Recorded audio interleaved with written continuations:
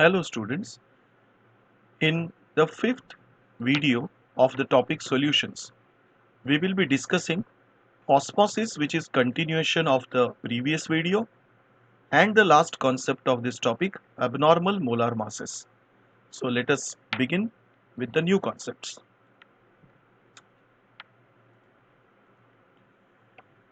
Let us revise once again some information about osmosis.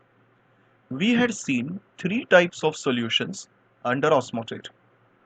First is called isotonic solution, another one called hypertonic, and third hypotonic. Let us revisit the meanings of it in a different manner. When we say that the two solutions are isotonic, that means both of them will have same concentration of solute and solvent. If a solution is hypertonic, it means it has more solute and less solvent. In simple language, hypertonic solution is quite a concentrated solution. On the other hand, hypotonic solution indicates less of solute and more of solvent. So if you compare a hypertonic solution with hypertonic is going to be highly concentrated compared to hypotonic solution. Imagine that we have a solution made having concentration 0.9% weight by volume.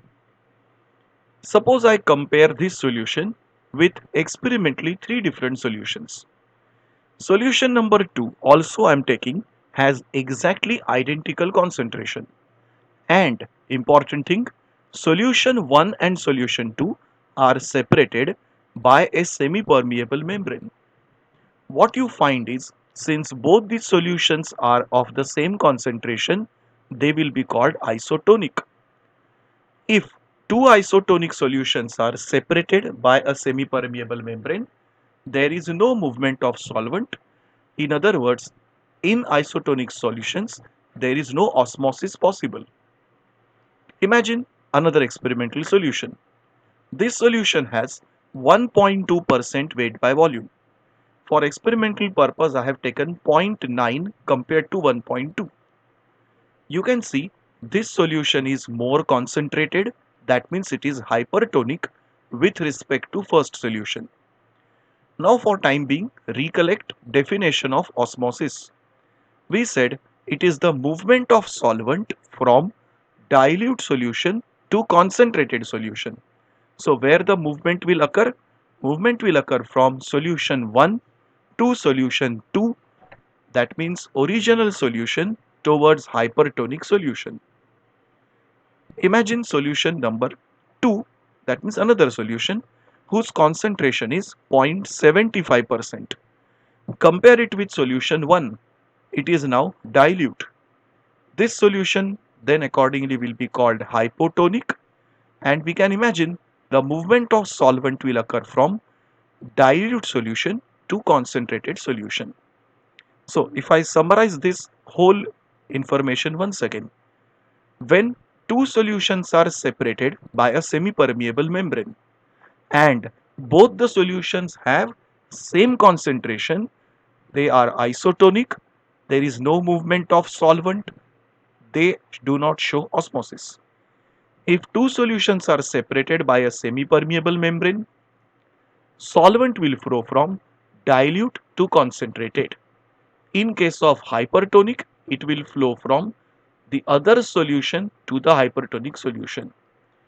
Now, the experiment which I have shown here, 0.9%, is actually a real life example. And 0.9% weight by volume is a solution we are referring is human blood solution. This human blood, when kept in three different solutions, let us see what happens. First, see the extreme right hand side diagram number C, isotonic solution. A blood cell, red blood cell is shown, which is isotonic with the external solution. You can see as much water is coming inside, same amount of water is transferring outside. So there is no net loss or gain of water. If you compare with the second diagram B, hypertonic solution. You can see that outside solution is hypertonic, so the blood cell is losing more water. That's why the cell will shrink. And if you are placing it in hypotonic solution, the cell will keep on absorbing more and more water and the cell will swell. This is the information about isotonic, hypotonic and hypertonic solutions. Let us see some more observations about osmosis. Now you can imagine these examples and think in your mind about where the movement must be taking place. Imagine first example, a raw mango is placed in a concentrated salt solution. Now can we think, here the semi-permeable membrane is the fruit cell wall. Inside the fruit salt must be less, that means dilute. Outside the fruit it's concentrated. So the movement of solvent will occur from the fruit outside in the salt solution. So the fruit will lose water and finally shrink in the size. We call this process as pickling of the fruit pieces. Similar on daily basis we can see, if you take wilted flowers, they placed on fresh water will start absorbing water and they will again look fresh.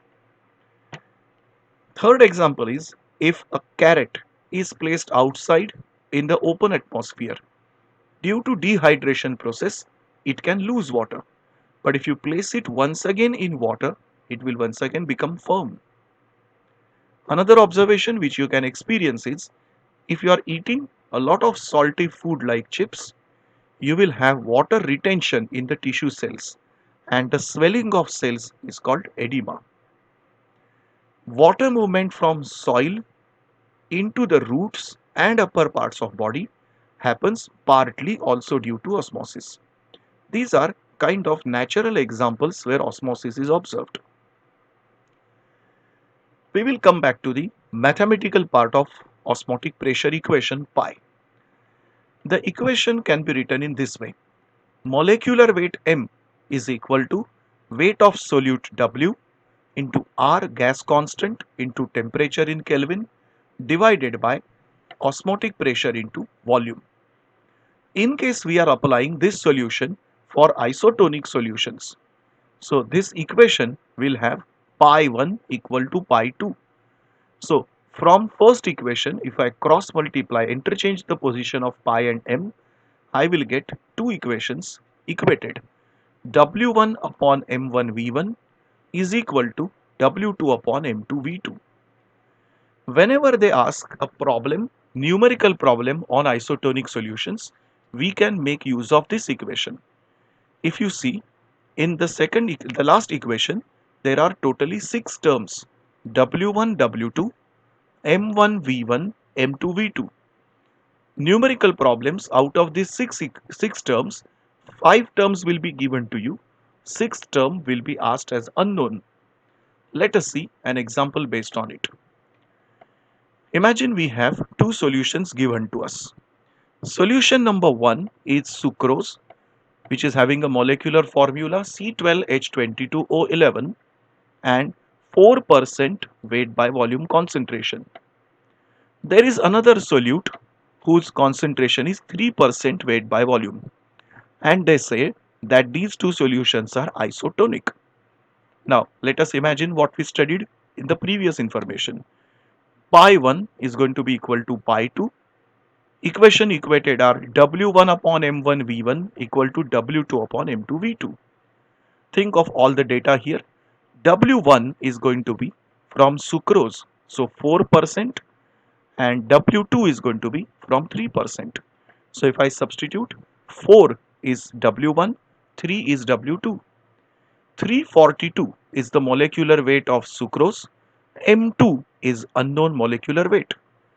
100 is taken because it is 4%, 4 upon 100. After solving, we will get answer of unknown solutions molecular weight. There are some problems asked in competitive exams about mixture of two or more solutions and osmotic pressure of it.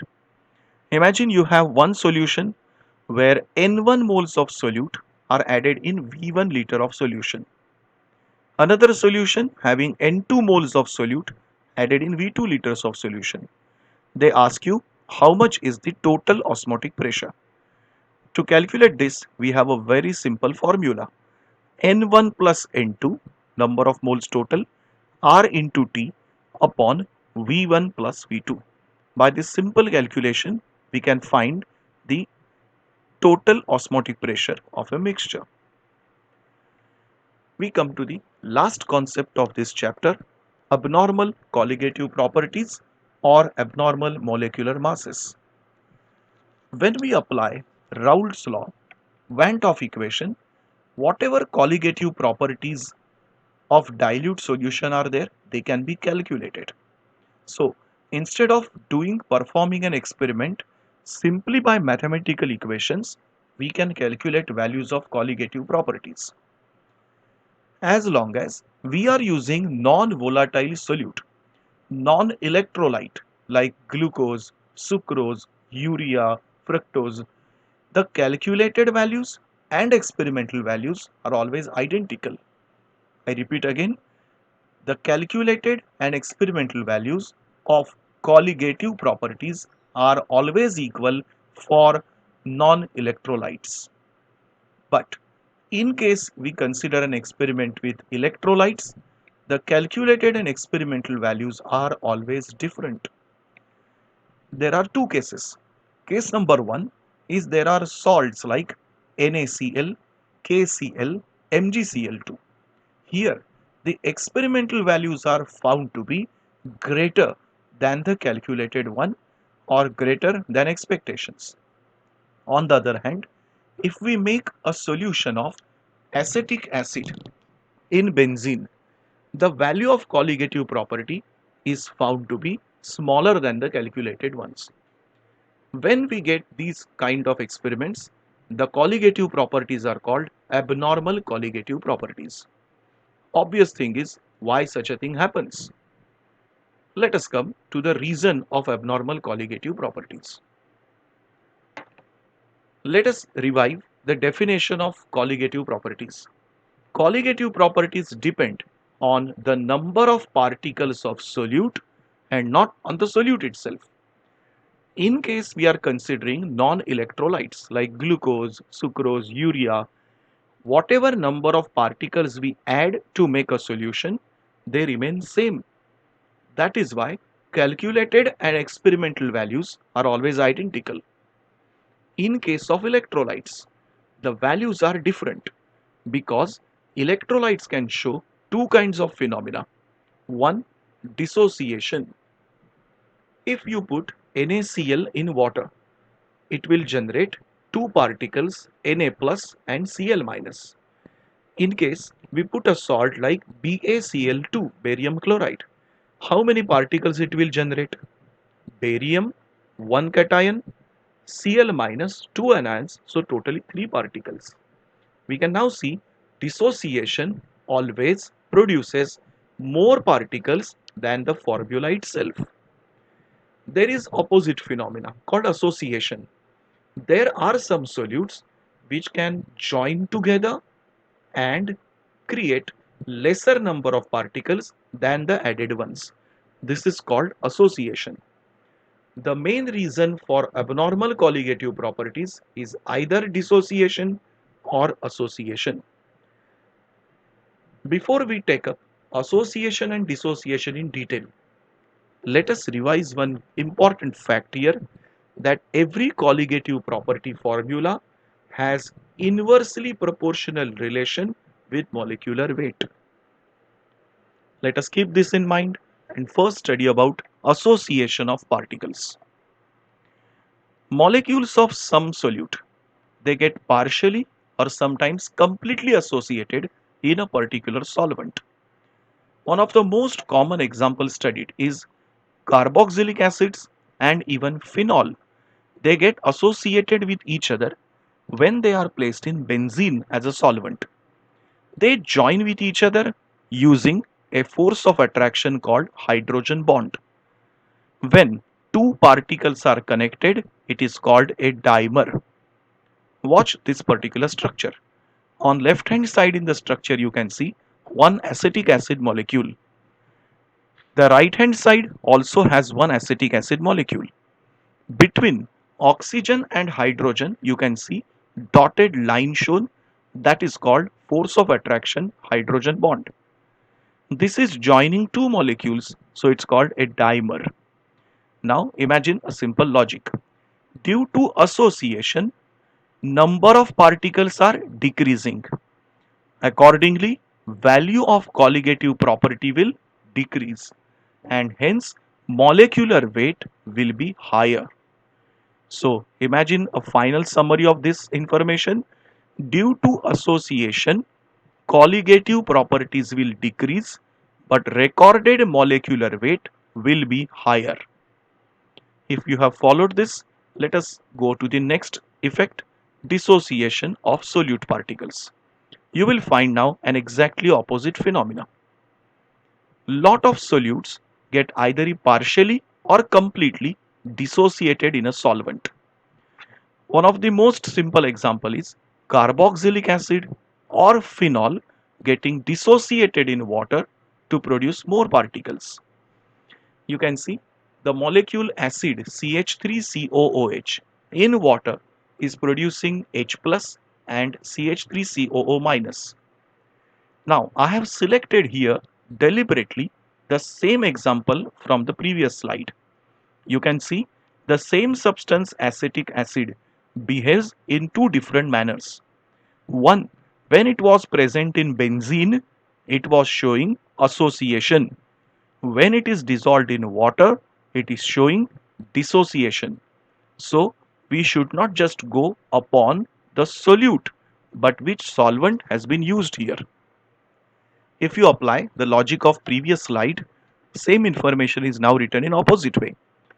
Due to dissociation, the number of particles are going to increase, value of colligative property will increase, and accordingly molecular weight also is recorded lesser.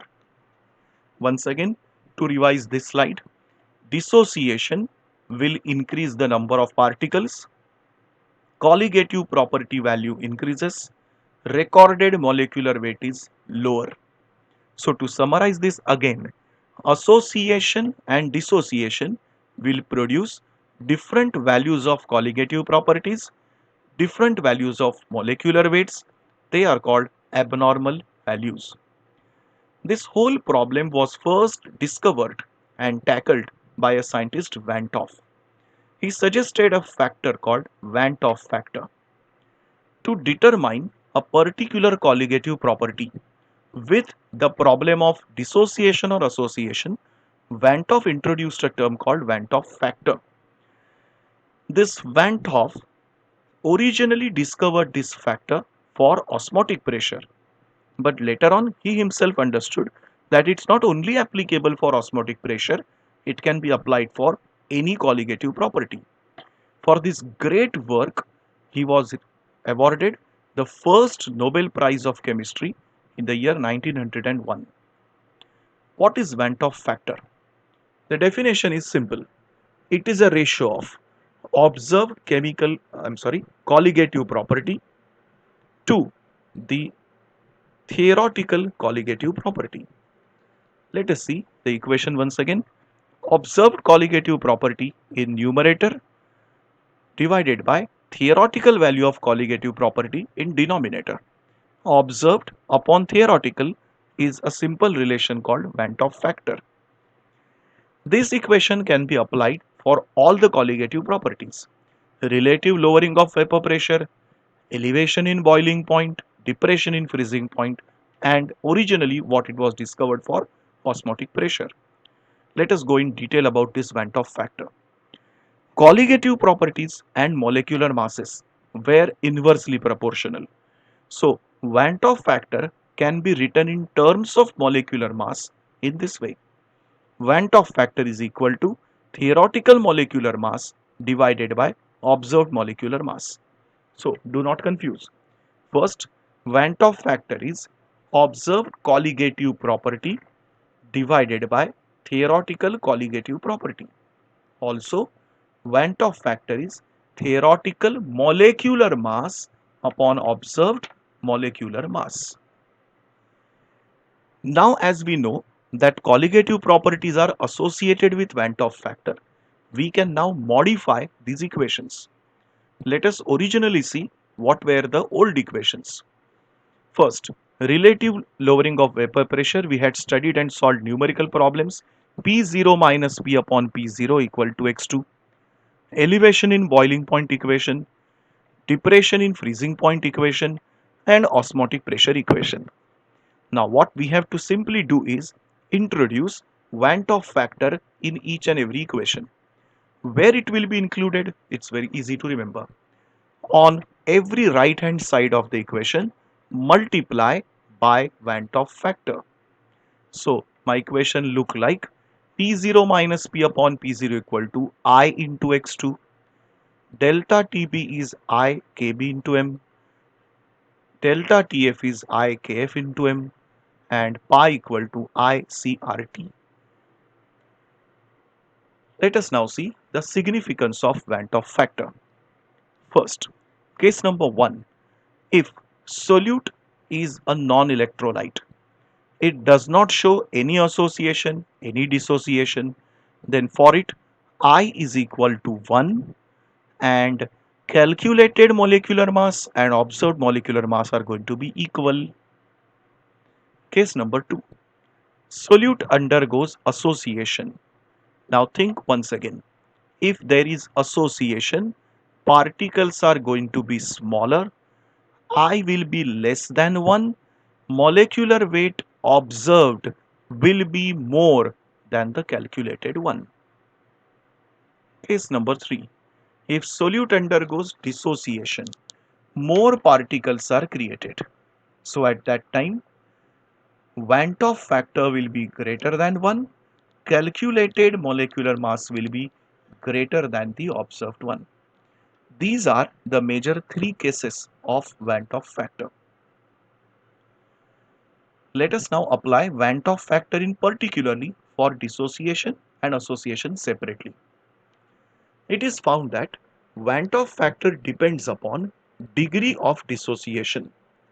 Now this concept of degree of dissociation is taken from ionic equilibrium concept of Ostwald's dilution law, alpha. For strong electrolyte, where alpha is 100% dissociation, Van 't Hoff factor is equal to the number of particles produced during dissociation. For example, if you have type of salt AB where NaCl, KCl, copper sulfate are present, how many particles it will produce? 2. So I is going to be equal to 2.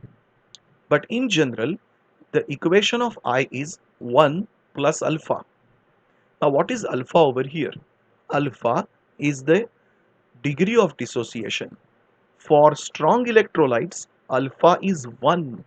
So you can imagine 1 plus 1 is going to be equal to 2. Let us clarify this concept more.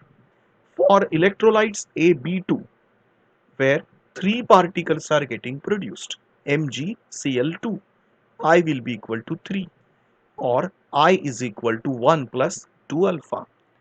In general, I can summarize the equation as I equal to 1 plus n alpha, where n is the total number of particles. Remember, this whole discussion we are considering for strong electrolytes when alpha is 1. Now comes a very simple process. If alpha is not equal to 1, then we have to know the degree of dissociation, supply that value in the equation of alpha and then find the value of I. This part is covered usually under numerical problems. Let us now imagine a similar set of equation for association. Here, once again, it will depend upon the degree of association. Electrolytes can mostly form dimers, in few cases trimers. So it's a dimer. 2 molecules are involved, n equal to 2. The equation is found to be I equal to 1 minus alpha plus alpha upon 2. In case of trimer, the equation is derived as I equal to 1 minus alpha plus alpha upon 3. Now in general, I can summarize this as 1 plus alpha, 1 minus alpha plus alpha upon n. This part is completing our entire theory of the chapter solutions. Numerical problems are covered separately. I hope you will enjoy this topic while learning for your JEE, NEET and even HSC.